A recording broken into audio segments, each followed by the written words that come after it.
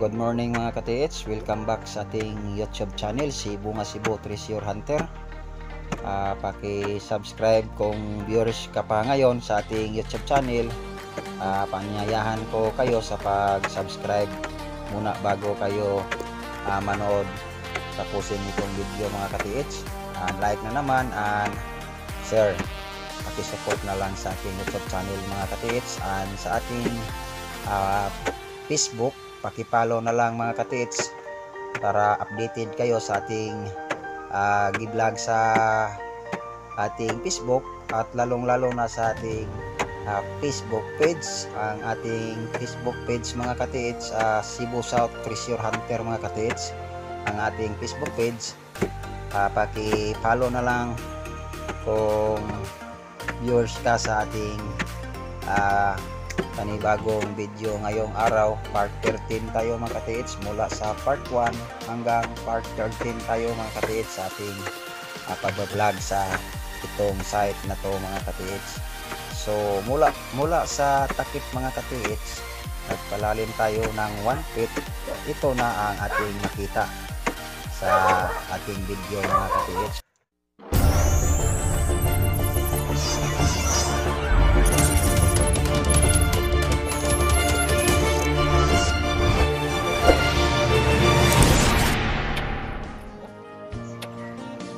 So bago tayo magpatuloy mga ka-TH, so shout out natin ang ating ka-TH. So shout out ka-TH Mansky Cubs, happy hunting memorya bro, and also shout out ni Emar John Ending. So happy hunting yung araw mga ka-bro. So maraming salamat sa pagpanonood. So i-update ko kayo mga ka-TH sa ating digging site. So mula sa takip mga ka-TH, nagpatuloy tayo sa pagpalalim ng 1 feet.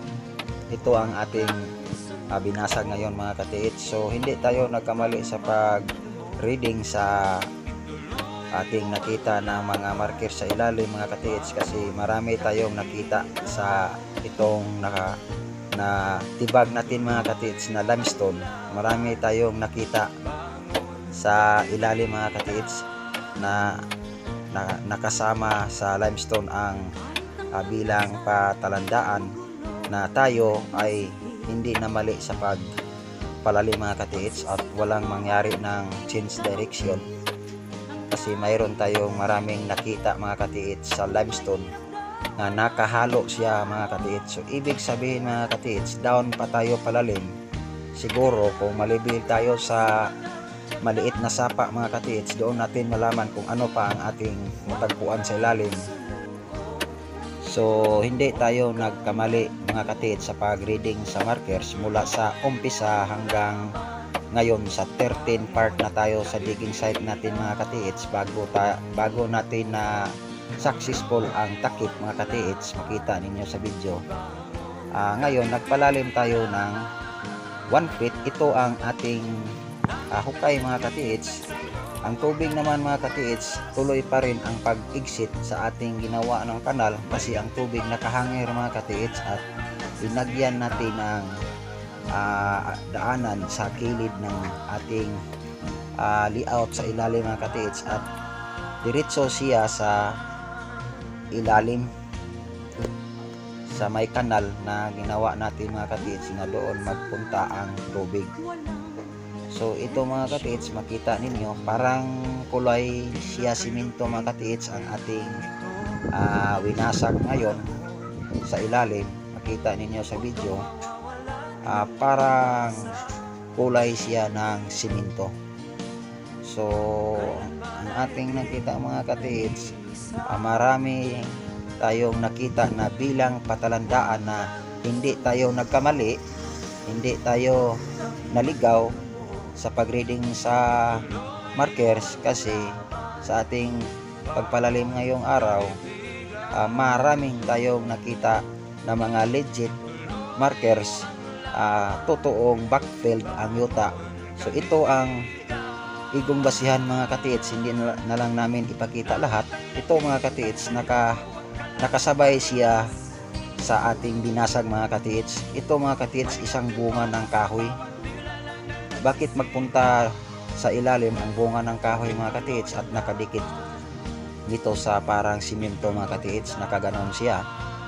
So hindi naman biro mga katiits kung magpunta pa itong bunga ng kahoy sa katagal ng panahon, bakit magpunta siya sa ilalim at nakadikit pa sa parang simento mga katiits na parang limestone.